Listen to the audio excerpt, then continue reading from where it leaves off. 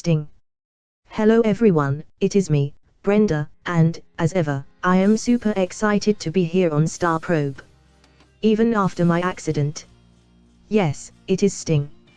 He is one of the world's most loved, and most hated pop legends. Sting is, of course, famous for his work in the police force. More recently, Sting has become a hero, in the world of music, and in the world of acting. More famously though, Sting is known for his ability to have sex for hours. This process is known as Tantric Sex.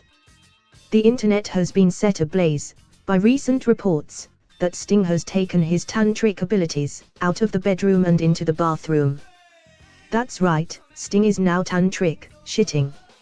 He and his wife Trudy have begun a process of pooping for many hours at a time. This was brought about by a terrible bout of constipation for Sting. Rumor has it that the constipation was caused by Sting's habit of drinking with homeless people in a Scottish dockyard. As usual on Star Probe, we asked you, the viewers, to send us questions to ask a celebrity. Here's what you sent in, and what Sting had to say for himself. Barry, from Barry Island, wanted to ask Sting the following. How did you find out about tantric pooping in the first place? Something in the underground, people were talking. I know people on the scene. This is something you really have to try. And I was intrigued, and I was in Brazil and just made a few phone calls, kind of discreetly, because I didn't know, if it was criminal or what. But I made some discreet calls, and I met somebody on the street in Copacabana, and Trudy and I, my wife, we got in the back of his car, and we mysteriously led out of Rio through the favelas. Yeah, whatever mate. Right, next question. Gil, from Gillingham, would like to know. What does your toilet look like after one of your extra long poops? And then it's basically a jungle path. And That is disgusting. Prim, from Primrose Hill, has another question. What did your first tantric shit look like, and how did it smell? And it's about this much brown liquid, and smelled like something you'd get out of a sump outlet, like disgusting. And Trudy and I looked at each other and said, everybody's drinking it, so we did. I drank it in one, tasted awful. They handed. Jesus, that is a step over the line. Wally, from Walsall, has another question for Sting. He wants Sting to fully describe the experience of his first tantric shit. Also, how did it feel when he passed it out? Not really knowing what to expect. And then, after about 40 minutes, my lips started to tingle, and I started to drift off, and then I went into some serious terror, I suppose, not being able to navigate exactly who I was or where I was or what I was. Because when my eyes were shut, I was in this holographic, spinning, geometrical alien world. That is pretty trippy, my brother. Rex, from Wrexham, wants to know how it feels to pass a stool you have sat on for days, and if it is very painful. This is probably the heaviest thing I've ever experienced in my life. Close to a near-death experience. Crying like a baby, I'm just weeping uncontrollably. That sounds horrendous. To change the subject slightly. Ken, from Kent, wants to know about your constipation battle. Can you tell us about this experience? And thinking, okay, maybe something will happen if I pray long enough, but nothing ever did.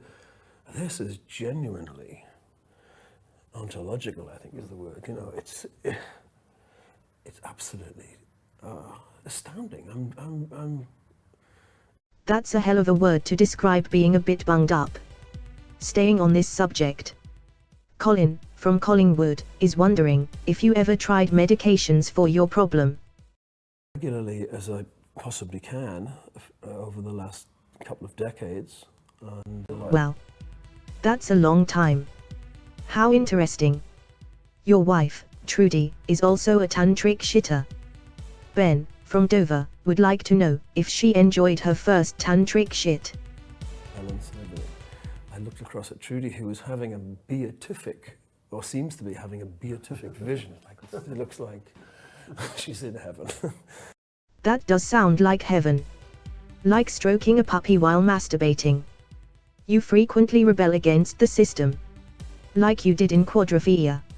Stan, from Stansted, would like to know how the establishment and society will react to your new tantric antics. I think authority, whether it's government or the established church, really wants you to have direct access to this connection, because their power base lies in keeping you in the dark. I always crap with the lights on. Moving on to a different subject. Ed, from Scotland, would like to know more about the rumours you drank with tramps in a dockyard. Is this true? And how did it go? Did you have fun? They'd heard about me, kind of, and it was a small group. It was about 10 of us. And the first thing they said was, which one's Sting? They knew something called Sting was some kind of big honcho. I sort of raised my hand quite anxiously and said, oh, okay, we've got special brew for you. Massive cup of this thick, viscous stuff, and everybody else is getting small cups of much more mellow-looking stuff, and I said, oh, okay. So I knew what was in store. I took it, went to my hammock and tied the seatbelt on. I was destroyed. I just simply didn't exist. I basically crawled to the shaman and said, please put me back together again. I said, no, you're doing really good.